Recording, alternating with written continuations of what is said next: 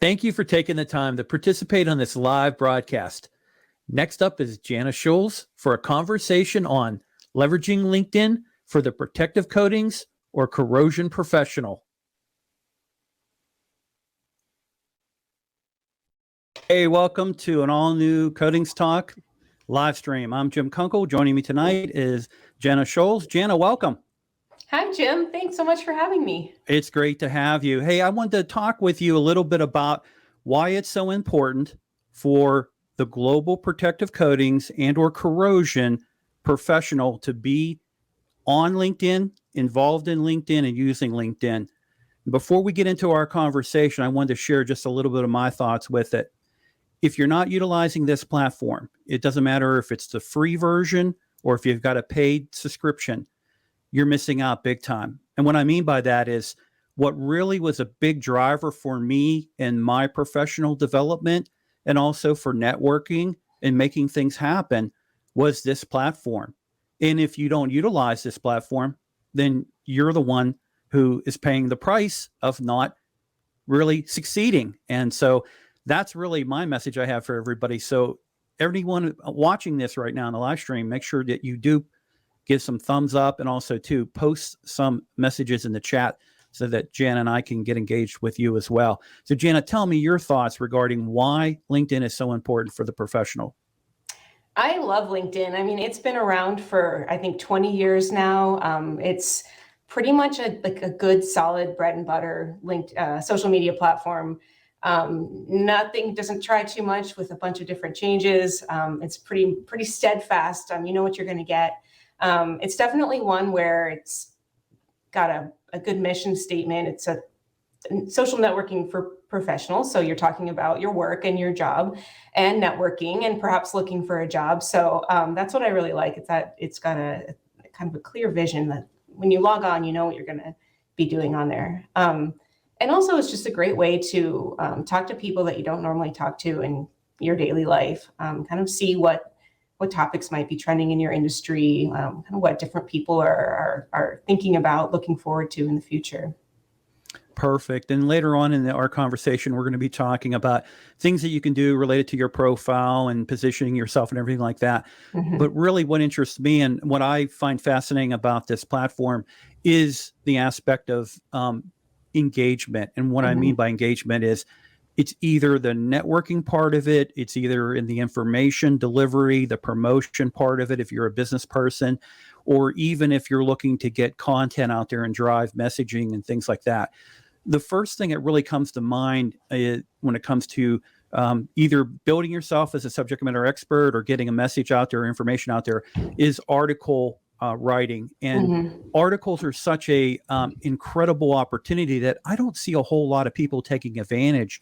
And I know in your profession related to social media, and you're managing executive level people when it comes to their social media, you know, how important is it on the platform of LinkedIn to publish articles? It's a great feature. It's definitely, like you said, it's one of the ones that a lot of people aren't using. And I think people maybe feel a little bit intimidated. You know, they think I'm not a writer, or like, what do I talk about? How long does it need to be? But I've seen, you know, articles even as short as like 300 to 500 words are a great way to gather your thoughts together. And, you know, if there's a topic that you've been thinking about or talking about, just kind of putting pen to paper, so to speak, and getting an article out of that is a really nice way to have that show up in your followers' feeds. Here's a question that came in that I want to address right away here. Very good question. You know, what are some things that can backfire you on LinkedIn and what to avoid doing? And the thing that I found is if you take certain type of positions, even though LinkedIn is listed as a social platform, you want to be careful because it's a professional platform, and you have people, you know, if you're looking for a job, or you're looking to do business with somebody, or you're looking to really kind of, you know, become that influencer on a professional level, you have to be very careful what you post on this on the LinkedIn platform. So political things, even societal things, and you want to be a little mindful of that. And I've seen examples of that go wildly out of control. And also too, I've seen that, you know, LinkedIn actually does have a safety team when it comes to what's posted on there. People can report you. So, those are some of the things you want to try to avoid. I think is stick to it being a platform that's about professionalism and, utilize it that way. What are some of the things that you think could go backfired on somebody? Yeah, exactly. Politics, religion. I think that if you're asking that question, you're probably somebody who's pretty conscientious and maybe deep down knows the answer, that if it's not something you bring up with, with the CEO of your company standing there at the water cooler, that's probably a topic you want to avoid. I think I like to say what to do instead of what not to do. And so, be a good community member, be positive, contribute and help out your community. And I think common sense is a kind of a good line in the sand. Just kind of stay on the side of common sense and you'll be in a good place. Great. And now we can continue on what to do. The next thing is just relying on text that you can put out there when you do posts that it would have text and things like that. So there are different messaging that you can do. You could do graphics. I utilize Canva. Canva's a very, I love Canva. yeah, it's a very inexpensive on a monthly subscription or however you want to do it. They have a free version that's just as robust, but I really like the paid version. It's really great. It does amazing things. It does. All the graphics I do for my posts and everything are done through Canva. It also has recommendations too that can help you. And now they even have an AI feature built in to let the AI help you as well. So, when you can post things like that, a lot of times I'll see people will have their LinkedIn profile and which is good to share and repost things. That's good to do, but you want to balance. You want to have about 70-80% of original content coming from you, and maybe 20% or less that would be stuff that's reposted or shared. What do you think about that? Yeah, I mean, that sounds about right to me. I think sharing articles that are relevant to your industry, but you always want to add your own commentary. You always want to make sure that you're kind of making it personal. Like you said, finding like that mix of post formats. So I think a lot of people think you always have to have a link. But what I've seen is that often an original picture and text with no link is often what gets you a lot of views and clicks and comments and kind of can be a conversation starter. So kind of mixing it up, not, some people want to stay in their comfort zone and that's okay, as long as you're posting. But if you want to stretch your comfort zone a little bit, look at ways that you can mix it up. And even if you're posting something and you think, oh, well, I posted about this a couple of weeks ago, that same topic, that's okay. You can kind of reshare something or add something to that past conversation in a different post format. Whether it's, some writing that you do or something through Canva or a news article link, that's a really good way to, I call it like feeding the LinkedIn algorithm. You're not necessarily tricking it. You're kind of playing the game that LinkedIn wants you to play. Yeah, that is, and we're also going to go through analytics and third-party tools that you can utilize as well. But for a coatings industry or a corrosion industry professional, the next thing I want to talk about, which has been super beneficial for me, is video posts are really good. You can use your iPhone. You have, clips on your iPhone. Absolutely. You can utilize a GoPro. You can do a webcam. A lot of times the video I'm shooting is through a webcam through my desktop or my laptop computer. And the thing with it is when we're working in the field, if you're a corrosion technician or if you're in the protective coatings field and you're working in the field, there might be opportunities for you to record video because we're in our industry in coatings and corrosion, we're very visual. We want to see things. We want to understand things. So to see how a coating system's applied or some testing methodology that's utilized or surface preparation that's done, we want to see that. And so take advantage of video that you can do. And like I say, it's really simple. You can just, use your iPhone. You can utilize cameras, webcams, GoPros and things like that. How more powerful, and let me see if you have a thought on this, how more powerful is video over just text? I think, don't quote me on this, but I think I saw a stat the other day from LinkedIn saying that video was something like 20 times more powerful in terms of the number of people that would see your post. And I might have to go fact check that, but definitely, I think you're right. yeah, it's definitely something that that people engage with, and it's just a great way to kind of show that you really know what you're talking about. So Yeah. if you're able to, show a floor coating being applied, then you're kind of tapping into that oddly satisfying trend that people love to see. People love watching like the process of things. I get a ton of like lawn mowing videos in my feed. So it's that very really kind of satisfying to watch kind of thing. The same goes for like the process of applying a coating.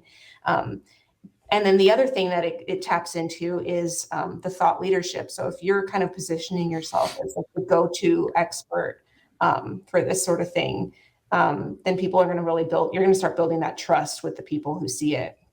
Yeah. And that's really what it's all about, Mm-hmm. is really kind of building that trust. And also too, people can look at you as a technical person, knowing what you're talking about. Hold on one quick second.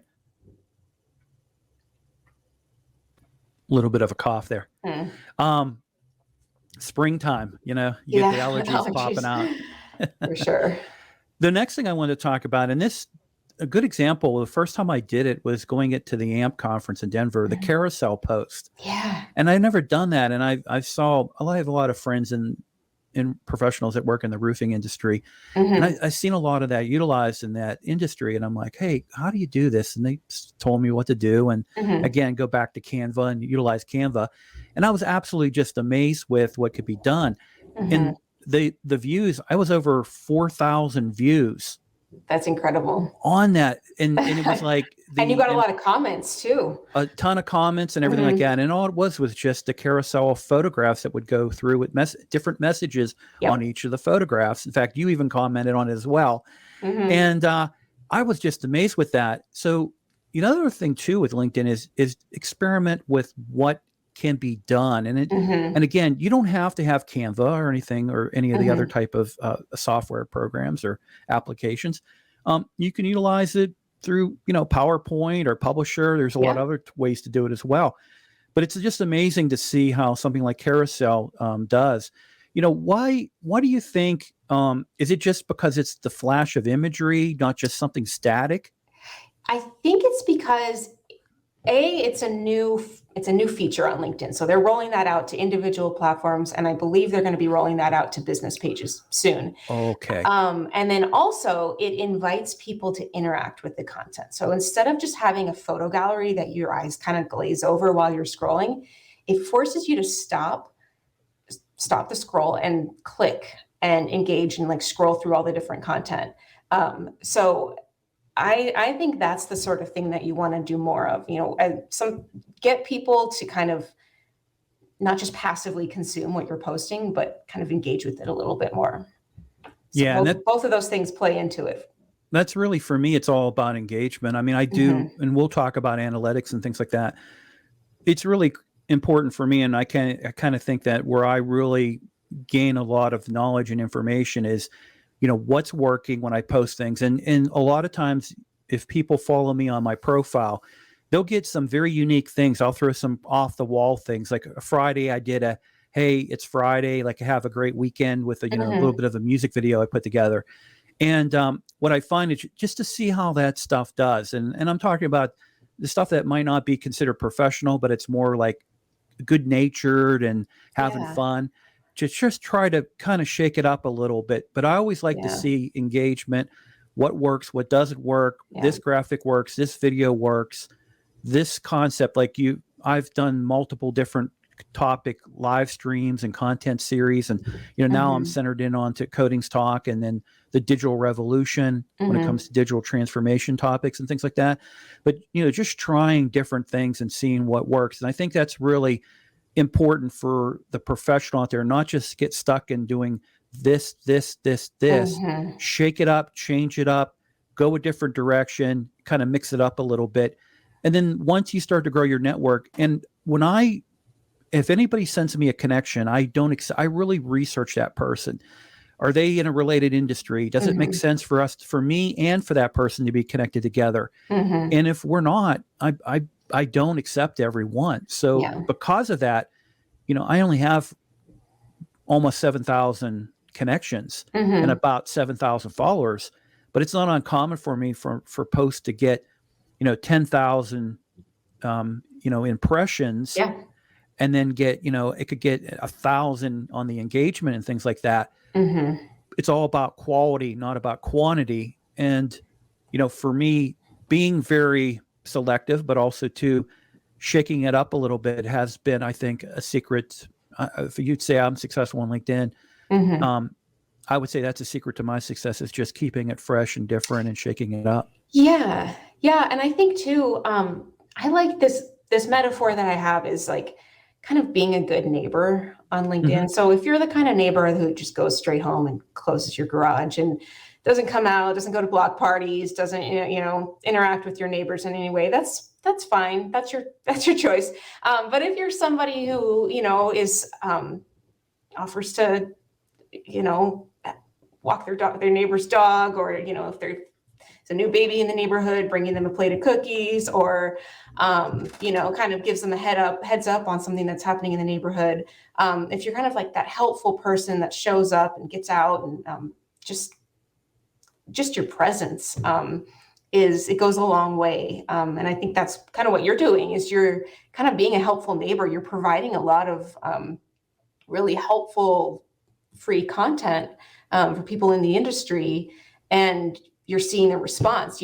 Whenever somebody engages with a post, that has the potential for all of their followers or all of their connections to see that post. So that's why you're seeing the engagement numbers just kind of go viral.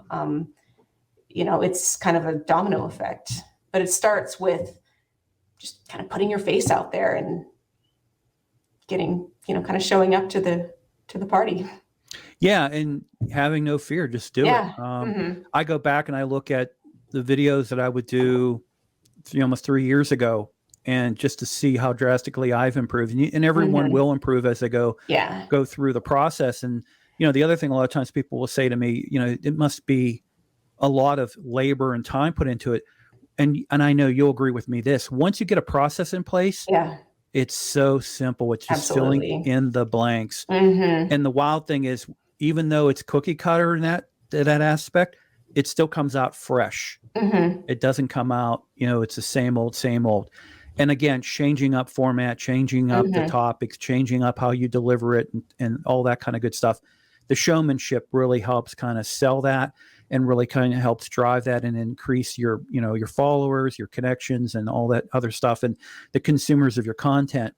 Going into before the pandemic, the reason I got into doing content was in the global protective coatings and the corrosion industries.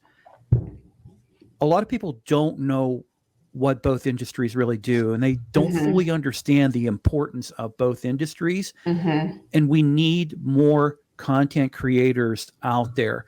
There are so many people that and I know in both sides of let's say the corrosion coin, on the coatings and corrosion side, that really have amazing things that they can talk about, showcase, show, whatever. They just need to be inspired to go out there and do it. And that's really why I do that. I want to see that. I want to see others.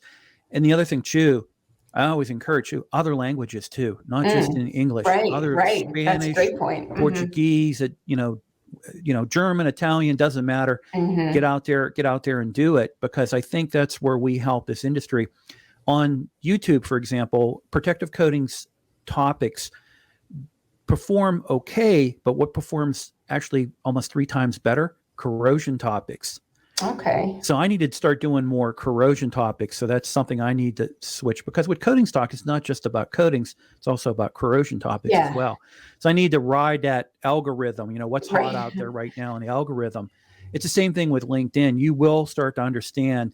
They used to have a shorts, and I love the shorts, and stories. I'm sorry, stories. Yeah, they took that away. They took it away because that really helped. They over promoted the algorithm. And it's the same thing with YouTube. If you put content on YouTube, they're trying to compete against TikTok. For some reason, they think TikTok is their competition. Right. So they're like, Right. okay, we got these shorts now.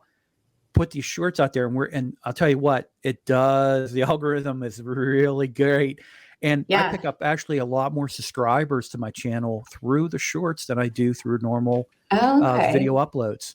Well, So and I it's a don't. win. It's a win-win Mhm. because the shorter content is easier to create. You don't have to overthink it and come up with a 20-minute video, super in-depth, super well researched. You can kind of break it down into like a bite-sized chunk, and that's a lot easier to pull off for somebody who's got a day job and they're doing this as a bonus. Yeah, it definitely does. And then also too, the next thing I want to cover is Mhm. with LinkedIn. Once you get into, well, I'm listed as a content creator, so I have the content creator. I don't know if Mhm. it's feature or function or wherever it is, but I do believe now, and I could be wrong, so don't quote me on this. I do believe that most people can apply now to get approved Mhm. to do live streaming. You just have to have so many certain minimums and stuff like that. Yeah, you used to have to jump through. I remember that. You I had to used to go have through a to jump through a contract lot or of hoops. application. Yeah, I Yeah, got turned down the yeah. first time too. I was so upset, but they told me. Luckily, they told me what I needed to do, and I Mhm. started doing it. And it was really posting original content, Mhm. videos, articles, and that's where you've seen a change in me a couple of years back. And then I started doing that more than just posting, general text posts and things like that. But what I really find a benefit, and you can use this content multiple ways, and we're going to go through this. Mhm. LinkedIn Live, we're doing it right now, live stream. Mhm. So with this live stream, I can take the recording of it and repost it back out on my YouTube channel. And we're streaming on 3 platforms right now, not just LinkedIn, but 3 platforms. I can take that, repurpose it, because the replay is, you get an X number of people during a live show, right? But then Mhm. the replay is where it gets its amazing life to it. So Mhm. I can take this where we might have 40, 50 people watching us right now. Hi, by the way, and everybody start posting some comments, please.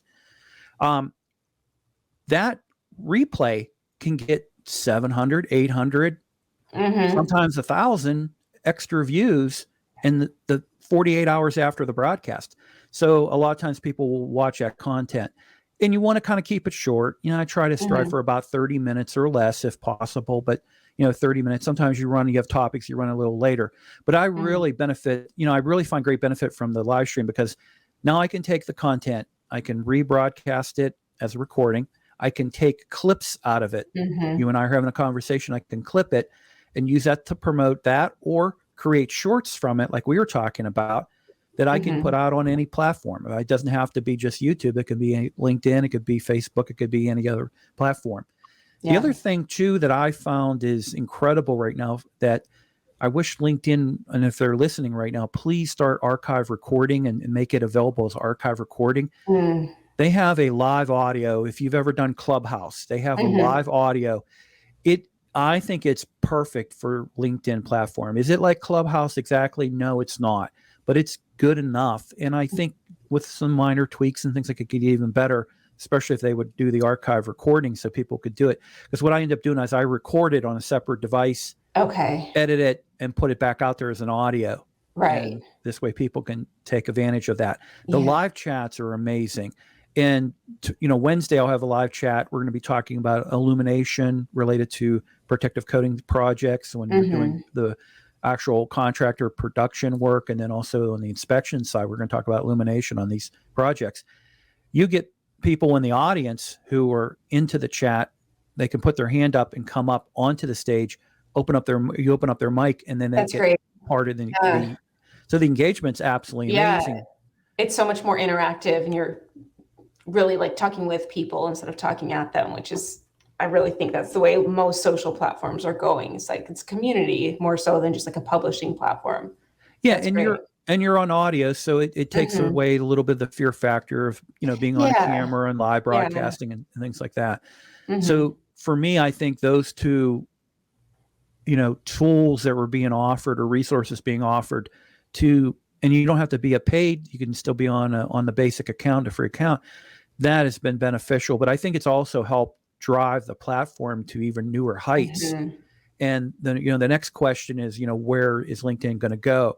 I would imagine with, Microsoft, they've got to be looking at, because they do view a YouTube and they do view some of the other platforms as competition. And that's something I want to bring up too about links.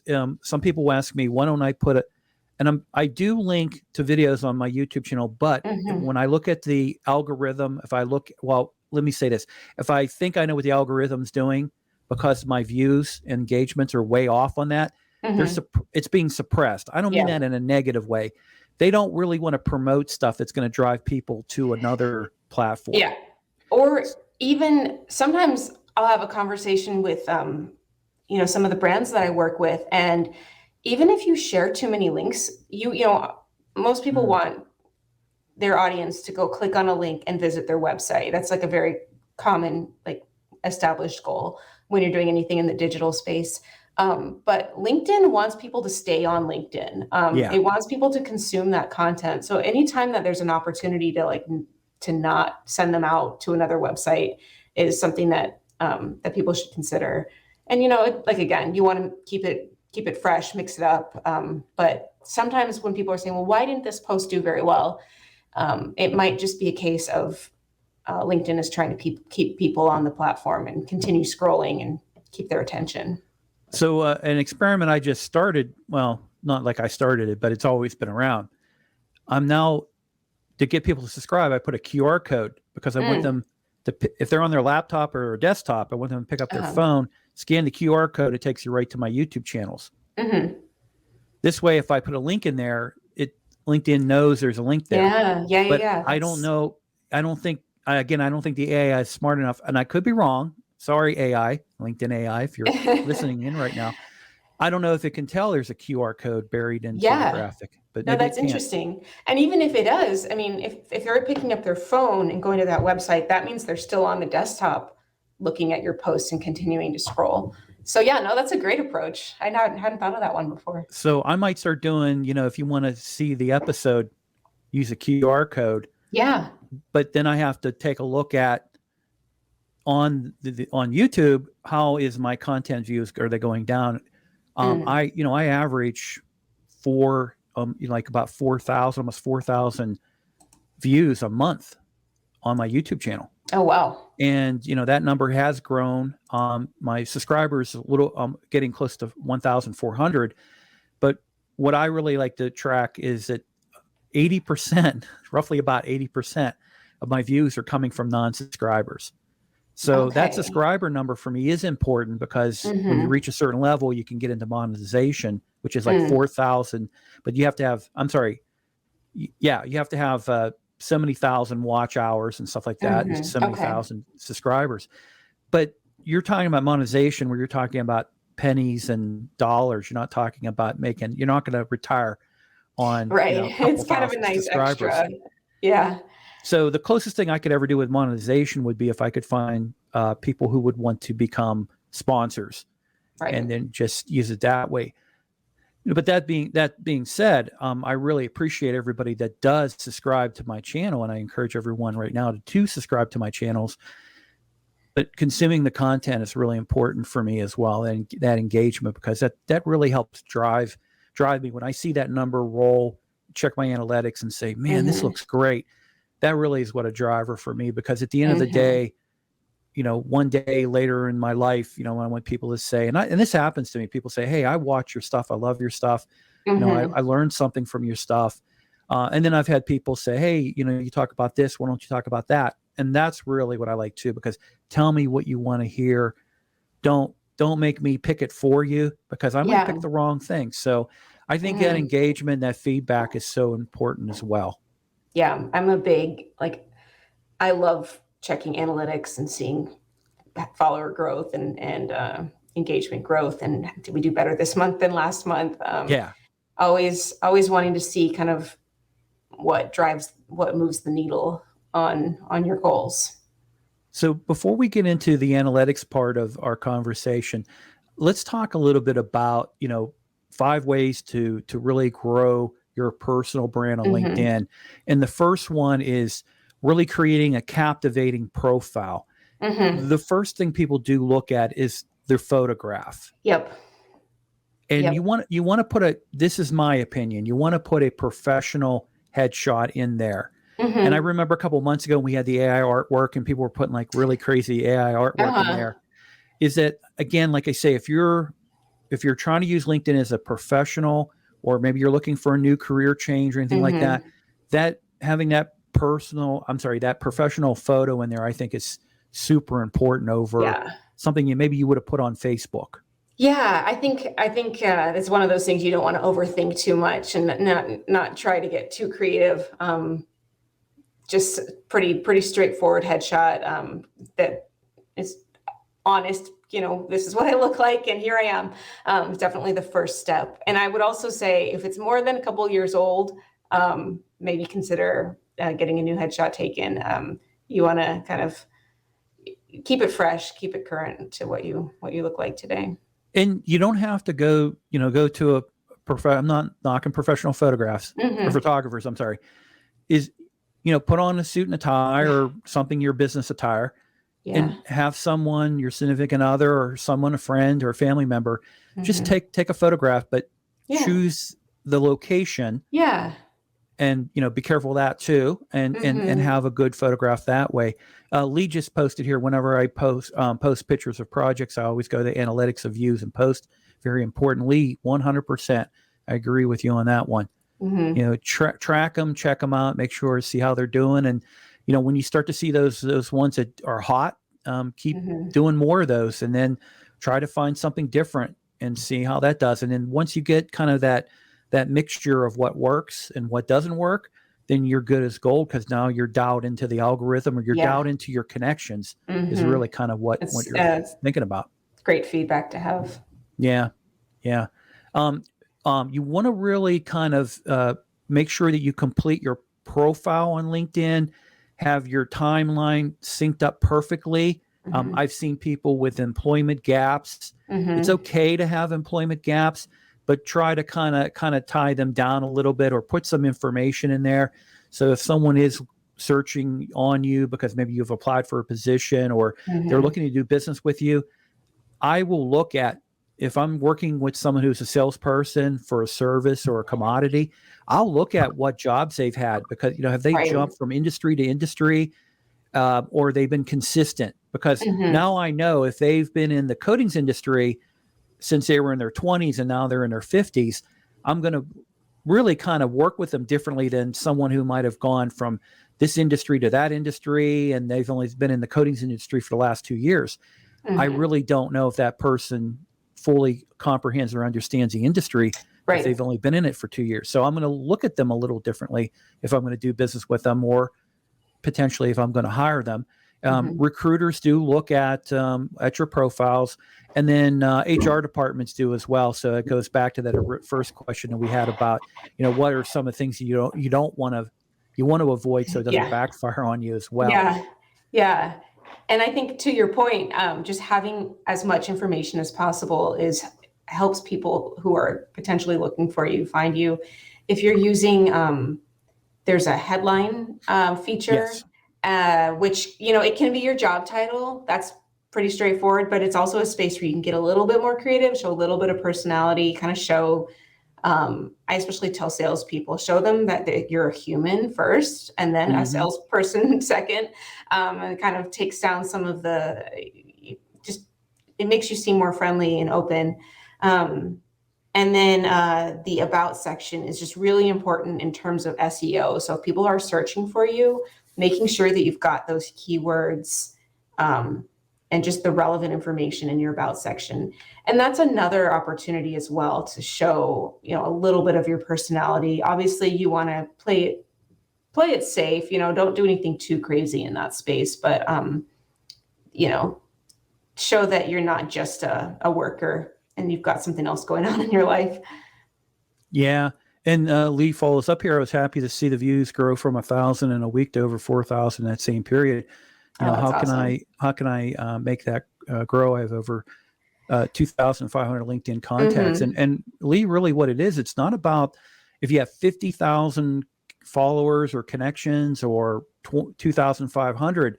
Um, if you have the right content, the right message, the right whatever would cause it to go viral, it can go viral like you wouldn't believe. Mhm. And you could have a ton of views on it and engagement and not have the big network like that, because it's a multiplier. If you think about it, once you have something go viral, it's not only being fed to that contact there, but to their contacts as well. Because if they Mhm. liked it or they shared it, it's going to gain a life on its own. It's a multiplier. Yeah. I would add though, I think that maybe if he's not already using hashtags, Mm. try testing out a couple of hashtags, like nothing too crazy. Make sure it's relevant to the topic, but like 3 or 5 hashtags, and kind of see if that moves the needle and makes a difference on analytics. I'd be interested to see. That's a good point. Yeah. And then the next thing I think goes to, I mentioned this earlier, when it comes to my connection. So followers, you can't really pick your followers. They just want to Right. follow you. They follow you.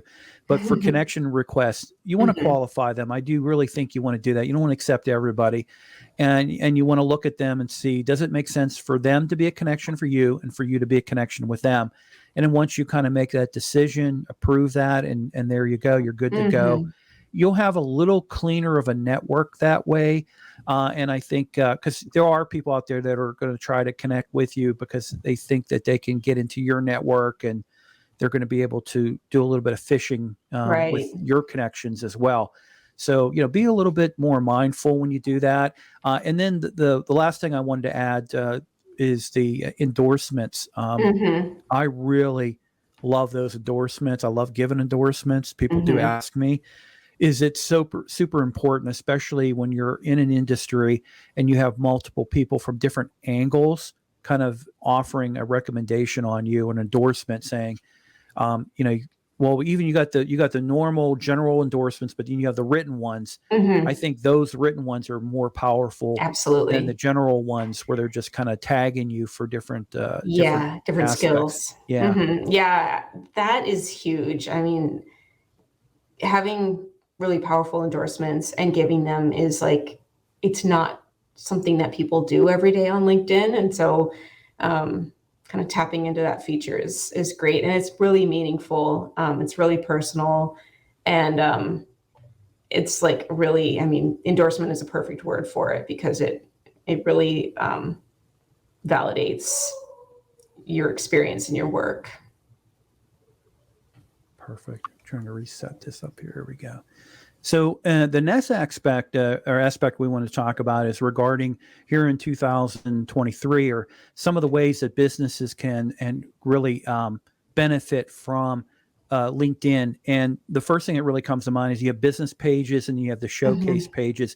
And I think that's something that you currently are kind of more focused on to some extent. Is that correct? Yeah, I Okay. do. I work in I have I have my hand in a lot of different pots in my current position. I do both brand social media, and I work with individuals to kind of help them create a thought leadership presence, specifically on LinkedIn.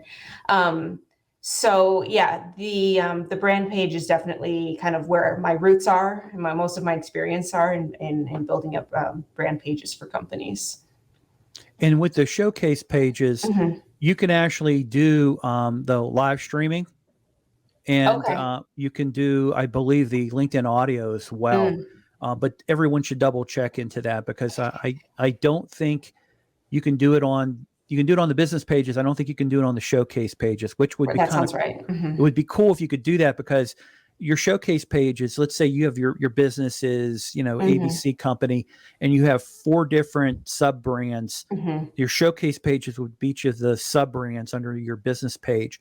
It'd be kind of cool that if you just had people going to product A, or they're buying product B or product C or product D, you could have specific broadcasts that way versus just doing it Mm. over the general.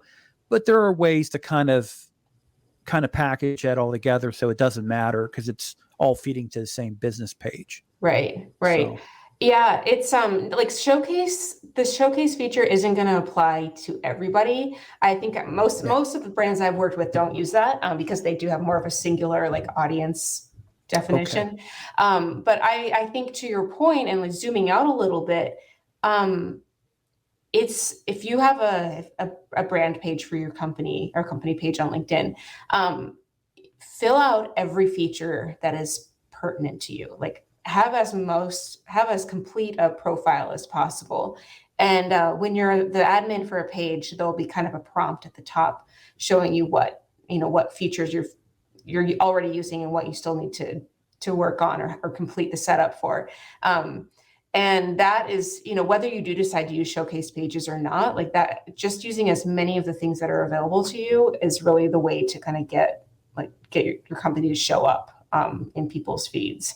And there's a lot, there's careers pages, there's like a life at, something that shows what it's like to work at the company. So that can be really powerful. Obviously job listings, you can put in if you have kind of a mission statement or company values that you want to showcase, that's definitely a good thing to include there as well. Perfect. So I always tell people to kind of go in and explore a little bit and consider which of those features are ones that you can tap into.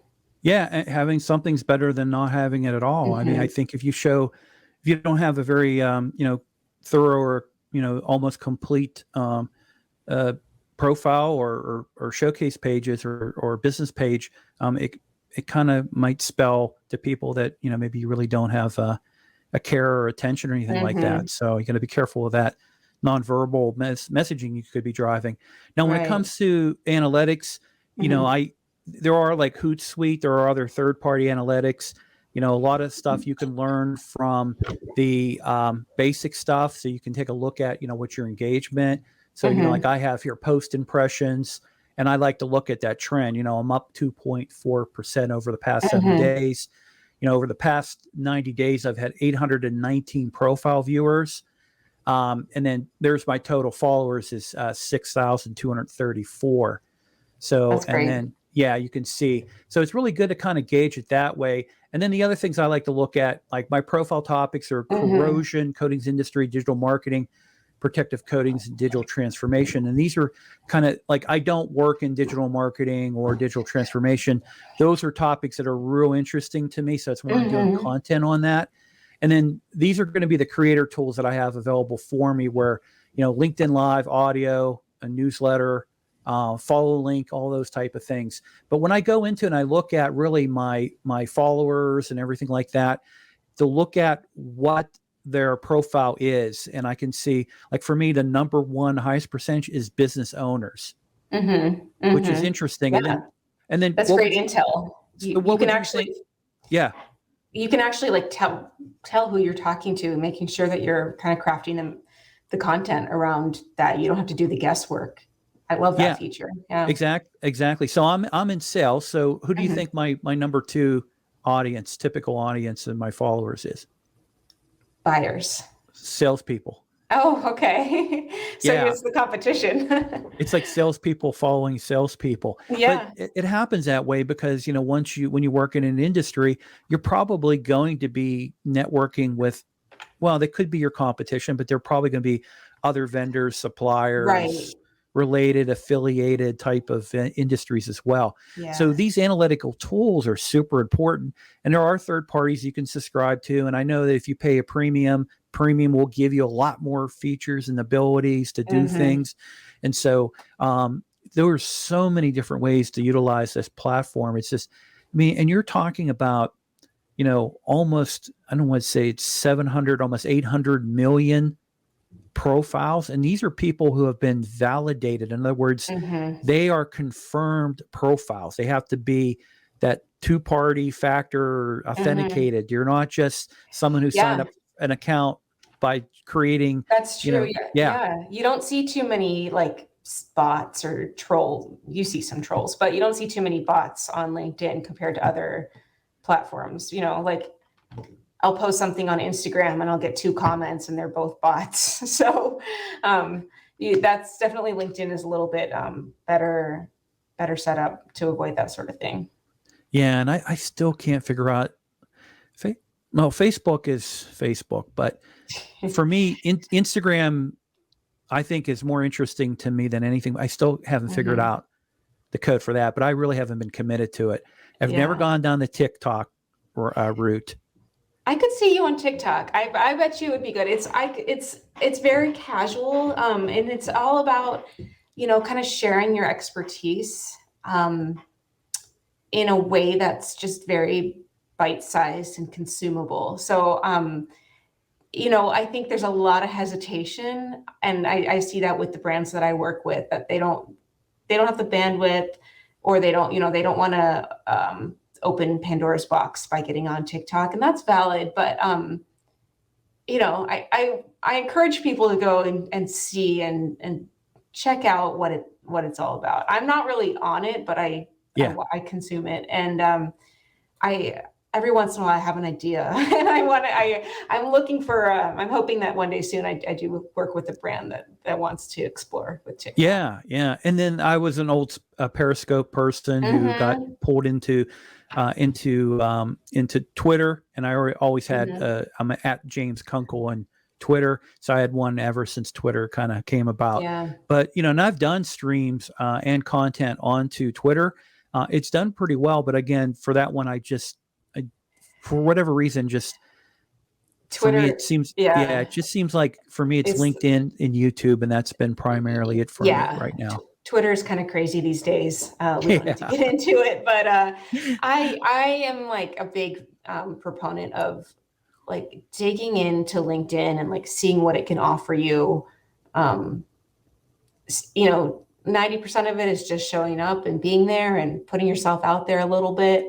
I don't want people to think that they're going to have to go on video or have to write a 500-word article. Just kind of start small and comment on your colleagues' posts, or, find a couple of brands that you work with and engage with them, and check out those analytics and see what's coming of it. So yeah, I mean, you could do a lot of room to explore. Yeah, you can do audio. I mean, you can create a kind of a thumbnail, do audio, put the audio to the thumbnail, convert it over to MP4, put out an audio podcast that technically would be, broadcasted on LinkedIn or whatever. Because you're allotted, if you upload from a desktop, you can do roughly 15 minutes of video. If you do it from the app, it has to be 10 minutes or less. If you do it from a phone. Yeah, and from what I've seen on analytics, it's like the shorter the better. Yes. Keep it really light and simple, and it's kind of a commitment to sit down and watch a 15-minute video, but most people will watch something that's 30 minutes or 30 seconds to 90 seconds long. Yeah, that's when I grab their attention. Need to start doing more of the shorts, like we were talking about earlier. Yeah. Jana, anything that we did not talk about that you would want to leave with the viewers? I think we covered a lot of ground. Yeah, we did. Yeah. So how can people follow you and get in contact with you and maybe take advantage of some paid professional services? Yeah, I'm on LinkedIn. I do accept most follow requests. I'm pretty open, so definitely reach out and send me a message if you want to talk more. I'm on Instagram. It's all just my first name, last name. But other than that, I would love to hear from people on LinkedIn. It's where I'm at most of the day. I've usually got it open in a browser, and I'm keeping an eye on things. Yeah, me too. One eye on business, one eye on LinkedIn. That's me. Yeah. Jana, thank you so much. It's been great to be able. We work together at AMP. Yeah. And it's great to be able to do this broadcast with you. And good luck. And hopefully we can do this again sometime down the road. Yeah. Thank you so much for having me. It was really great to catch up with you. Perfect. And everyone, you can follow me on LinkedIn. Make sure that you do scan the QR codes when I do post them. Either become a subscriber to both the Digital Revolution and channel, and then also to Codings Talk channel. Check out the newsletters. When I got newsletters, I should have one coming out, I think, tonight for Wednesday's LinkedIn audio. That will be the next one. It'll be an audio chat coming up on Wednesday evening, and then look for other content as well. Thank you so much, everybody. Have a good rest of your day, your evening, your morning, wherever you're at, and have a great rest of your week as well. Bye, Jana. Bye, Jim. Thanks so much. All right, everybody. Take care. Bye.